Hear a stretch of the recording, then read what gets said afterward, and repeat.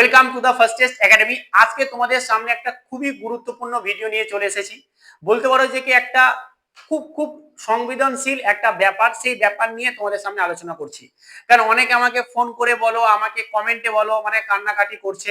তো এই নিয়ে কিন্তু তোমাদের আজকে ভিডিও। কিসের জন্য তোমরা থাম্বনেলে দেখে নিয়েছো যে স্যার আমাদের তো যেটা জানতে পেরেছি যে কি হ্যাঁ আর্মি আমাদের যে ফিজিক্যাল মেডিকেল যেটা কলকাতার, সেটা কিন্তু হতে চলেছে 21শে সেপ্টেম্বর থেকে শুরু হয়ে 28শে সেপ্টেম্বর পর্যন্ত হবে। তো এই যে একটা ব্যাপার, তো তাহলে কি করব স্যার, তাই না? তো আমি এখন আর্মিতে যাবো নাকি এইচএস পরীক্ষা ভালোভাবে দেবো, এই দোনো মনেতে কিন্তু তোমাদের মাথা ফেটে যাচ্ছে। মানে এই পরিস্থিতি হচ্ছে, আমি বুঝতে পারছি।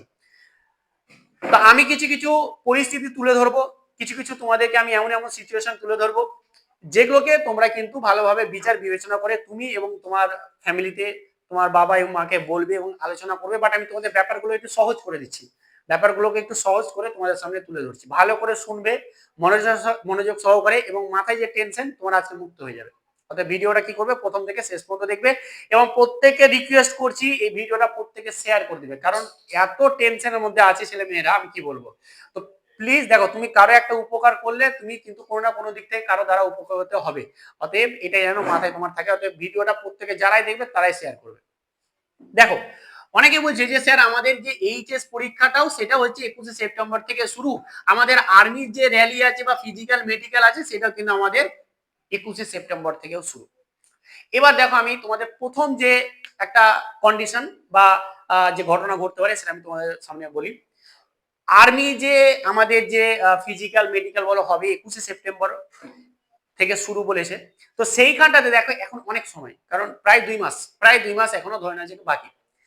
এমনও কোনো ঘটনা ঘটলো, হয়তো চেঞ্জ হয়ে গেল, হয়তো পাল্টে গেল, বা কোনো কিছু একটা ঘটলো দিয়ে আমাদের হলো না, বাতিল হয়ে গেল, বা হয়ে গেল 1 সপ্তাহ পিছিয়ে গেল, কোনো কারণে হতেই পারে। কোনো কিছু 100% না, যতক্ষণ হতে যাচ্ছে। বুঝে গেছে তো?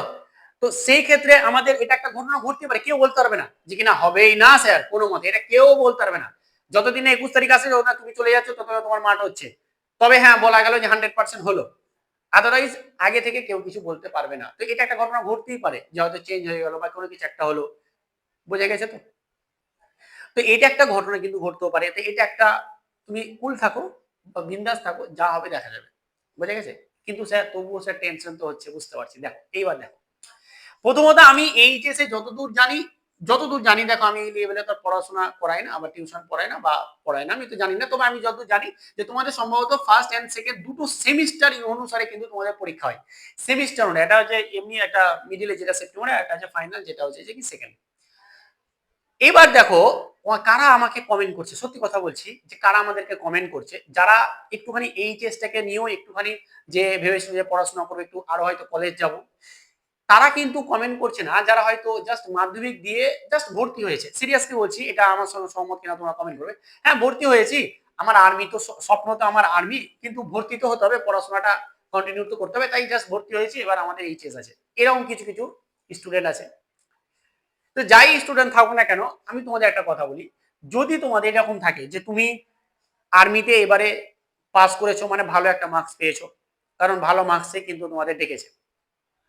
এবার যদি তোমার যদি মনে হয় যে স্যার আমি রানে ফার্স্ট গ্রুপে ঢুকতে পারবো, দেখো ফার্স্ট গ্রুপ না হলে কিন্তু তুমি বাদ দাও, সিরিয়াসলি বলছি। কারণ ফার্স্ট গ্রুপ না হলে কিন্তু খুব চাপ হয়ে যাবে, মানে পাবে না এরকম আমি কিন্তু বলবোই না, পাওয়া কিন্তু খুব চাপ হয়ে যাবে। এবার দেখো ফার্স্ট গ্রুপে নাম্বার কত, সেকেন্ড গ্রুপে নাম্বার কত, থার্ড গ্রুপে নাম্বার কত, ফোর্থ গ্রুপে ঢুকলে কত নাম্বার মাঠে, সেটা একটা ভিডিও যদি চাও কমেন্ট করো, আমি ভিডিও বানিয়ে দেবো তোমাদেরকে, ঠিক আছে? তো ফার্স্ট গ্রুপে তোমার যদি মনে হয় আমি রানে একদম এক্সপার্ট, আমি ফার্স্ট গ্রুপে ঢুকবোই স্যার, এবং আমি দেখতে পাচ্ছি যে আমার মেডিকেলে, আমার দেখো আমি এখন বুঝতে পারছি আমার মেডিকেলে কোনো সমস্যা নেই। এবার দেখো ওইখানে গিয়ে কি হবে সেটা ভাগ্যের ব্যাপার, সেই ভাগ্যের সঙ্গে কেউ লড়াই করতে পারবে না। তো তোমার আমি দেখতে পাচ্ছি যে কি হ্যাঁ আমি ফিট আছি, আমি মাঠে ভালোভাবে রানও করতে পারবো। তা আমি বলবো যে তুমি এই, এবং যদি তোমার মনে হয় যে আমার স্বপ্নই তো আর্মি, তাহলে আমি বলবো যে এইচএসটাকে তুমি স্কিপ করে দাও। ধরো যে আমি ধরো তুমি আর্মিও পেলে না, তোমার এইচএস হলো না 1 বছর বাদ, তো কি হয়েছে, তুমি পরের বছর আবার দিবে। এই এরকম অপশন আছে, তো একটু দেখে নেবে, আমার এগুলো জানা নেই। তাহলে এই 1 বছরে শেষ করতে হবে, 2 বছর হবে না, এগুলো দেখে নেবে একটুখানি, দেন কিন্তু ভালোভাবে আলোচনা করবে। যদি মনে হয় যে 1 বছর পরের বছর আমি আগে দিতে, তোমার মাথায় স্যার আবার পড়বো একই আবার ওই জিনিস, ওরকম কোনো ব্যাপার না। কলেজে উঠলে এগুলো বুঝতে হবে, নর্মাল ব্যাপার, ঠিক আছে? কেউ কলেজে 2 বছর 3 বছর 4 বছর থেকে যেও পাস করে, এরকম দেখেছি আমরা আমাদের সমাজে। তো এটা কোনো ম্যাটার নয়, বুঝে গেছে তো? এরকম মাথায় একটা লজ্জা ভাব এইসব দেখে লাভ নেই। তো তোমাকে আমি বলবো তুমি আর্মিতে যাও, র্যালি যাও, তারপরে যা হবে দেখা যাবে, বুঝে গেছে? কিন্তু এবার আমি সবার জন্য একটা কথা বলছি, সবার জন্য যারা আর্মিতে পাস করে গেছো, তোমাদের ফিজিক্যাল আছে, মেডিকেল আছে, সবার জন্য এবার আমি একটা কথা বলি। যদি এরকম সিচুয়েশন হয় যে তোমাদের যে ফার্স্ট সেমিস্টারটা আছে, যেটা সেকেন্ড সেমিস্টারে তুমি দিতে পারবে, চাইলেও তুমি দিতে পারবে, দেখো কষ্ট তো করতে হবে, তাই না? এখানে তোমার স্বপ্ন দাঁড়িয়ে আছে, এখানে তোমার একটা কষ্ট দাঁড়িয়ে আছে, তোমার ধরে নাও যে স্বপ্নটা এই বছর পূর্ণ হলো না, তুমি একটু কষ্ট করে তুমি পাস করো, পড়াশোনা করতে হবে, দিন রাত একটু খাটতে হবে। তো তোমার যদি এরকম সিচুয়েশন, এরকম যদি থাকে, এরকম যদি সুযোগ থাকে যে ফার্স্ট সেমিস্টার আমি এবারে দিলাম না, আমি কিন্তু পরের বার সেকেন্ড সেমিস্টারের সময় কিন্তু আমি ফার্স্ট সেমিস্টারটা দিতে পারবো, তখন তুমি দিবে। বাস, এর থেকে আর কি সুযোগ আছে? যদি এরকম সুযোগ থাকে আমি বলবো যে যাও, র্যালিতে যাও, মাঠে যাও, কোনো একদম কোনো রকম দ্বিধাবোধ করা দরকার নেই। তবুও আমি বারবার বলছি, এগুলো কিন্তু তোমরা, এটা হচ্ছে আমার ওপিনিয়ন, তার মানে আমি যেটা বলছি সেটাই ঠিক, এরকম না। তুমি তোমার বাড়িতে ভালোভাবে আলোচনা করবে, তুমি তোমার নিজেকে একটুখানি বিচার করবে, দেন কিন্তু ডিসিশনটা পুরোপুরি নিবে। কিন্তু আমি আমার ডিসিশনটা জানাচ্ছি যে হ্যাঁ, তোমরা টেনশন করার কিছু নেই।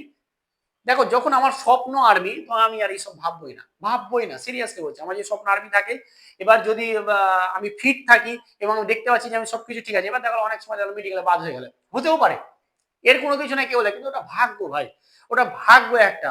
ওখানে কেউ তোমাকে বলতে, তোমার ভিতরে কি আছে, তুমি কত কি বিচার করবে, ওখানে যে এমন কিছু ধরে ফেললো যে তোমার হলো না, হতেই পারে।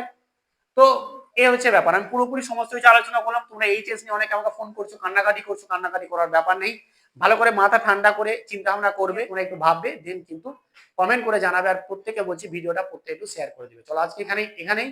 আর বেশি টেনশন করো না, আর কোনো অসুবিধা হলে আমাকে কমেন্ট করবে, ফোন করবে, আমি কিন্তু চেষ্টা করবো তোমাদের পাশে থাকা। চলো আজকে এখানে, থ্যাংক ইউ।